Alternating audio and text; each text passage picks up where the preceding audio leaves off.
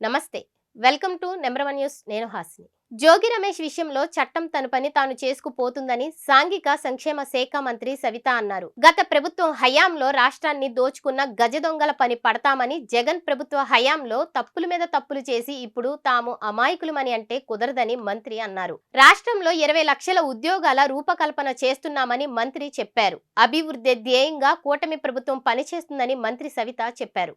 మేము గతంలో 5 సంవత్సరాలుగా బీసీల పైన ఎలాంటి అక్రమ కేసులు పెట్టారు, ఎస్టీల పైన ఏ విధంగా అక్రమ కేసులు పెట్టారు, ఏ విధంగా మాస్క్ అడిగితే కూడా ఏ విధంగా ఎంత దారుణంగా వ్యవహరించారో చూసాం. ఒక అక్కను వేధిస్తున్నారు అంటే అమర్నాథ్ గౌడ్ని ఏ విధంగా మరి పెట్రోల్ పోసి అంటించారో చూసాం. మేము కక్ష సారింపు చర్యలు మేము కూటమి ప్రభుత్వం చెయ్యదు. అంటే తప్పు చేసిన వారిని చట్టబద్ధంగా మరి విచారించడము, శిక్ష పడడం తప్ప.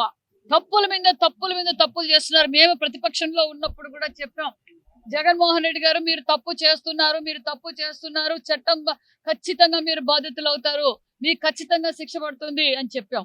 మరి ఇలా చట్టం తన పని తాను చేసుకుంటూ పోతుంది. మరి 5 సంవత్సరాలుగా వీళ్ళు ఎందుకు చేయలేదు? మేము అభివృద్ధి చేస్తుంటే మా మీద విషం కక్కుతున్నారు. మరి ఈ రోజు మా యువగళ్ళ అధినేత నారా లోకేష్ బాబు గారు మరి ఈ రోజు అహర్నిశలు మేము తెలియజేసేది ఒక్కటే, మరి ఏదైతే మేము ఎన్నికల సమయంలో మాట ఇచ్చామో 20 లక్షల ఉద్యోగాలు అన్నాం, 20 లక్షల ఉద్యోగాలు రూపకల్పన చేస్తున్నాం, దేశ విదేశాలు తిరిగి పెట్టుబడులు తీసుకొచ్చి పరిశ్రమలు సృష్టిస్తున్నాం. మరి పరిశ్రమ సృష్టించడం తప్ప? చెప్పండి. ఇరిగేషన్ ప్రాజెక్టులు చేయడం తప్ప? సూపర్ 6 పథకాలు అమలుపరచడం తప్ప? ఎన్ఆర్జీఎస్ రోడ్లు చేయడం తప్ప? ఆర్ఎంబీ పార్ట్ హోల్స్ చేయడం తప్ప? రాజధాని కట్టడం తప్ప? పోలవరం కట్టడం తప్ప? మరి ఎయిర్పోర్ట్లు పూర్తి చేయడం తప్ప? పీపీపీ మోడల్లో మెడికల్ కాలేజీలు పోవడం తప్ప? ఇవన్నీ చూసి, మేము చేస్తున్న అభివృద్ధిని చూసి మరి వైసీపీ పార్టీ వారు అది కక్ష సాధింపు చర్యల రాష్ట్రాన్ని అభివృద్ధి బాటలో తీసుకెళ్లడం మేము కక్ష సాధింపు చర్యలు చేస్తున్నాము. అభివృద్ధి ధ్యేయంగా పనిచేస్తున్నాం. చట్టం తర పని చేసుకుపోతుంది. ఏ స్కామ్ చూసినా ఏది చూసినా కలియుగ వెంకటేశ్వర స్వామి నెయ్యిలో కూడా ఏ విధంగా కక్కుర్తి పడ్డారో మనం అందరం చూసాం. మేము నెయ్యి కల్తీ అంటే నెయ్యే కాదని కూడా తేలింది. ఈరోజు దాన్ని కూడా ఏ విధంగా మాట్లాడుతున్నారో, తప్పుని ఏ విధంగా కప్పు చెప్పుకుంటున్నారో, తప్పుని అభివృద్ధిపై నేను చెప్పేది ఒకటే. ఇక్కడ మేధావులకు, మీడియా సోదరులందరికీ నేను తెలియజేసేది ఒకటే, మీరు ఎంత డైవర్షన్ చేయాలన్నా ప్రజలు చాలా తేలివైన వాళ్ళు.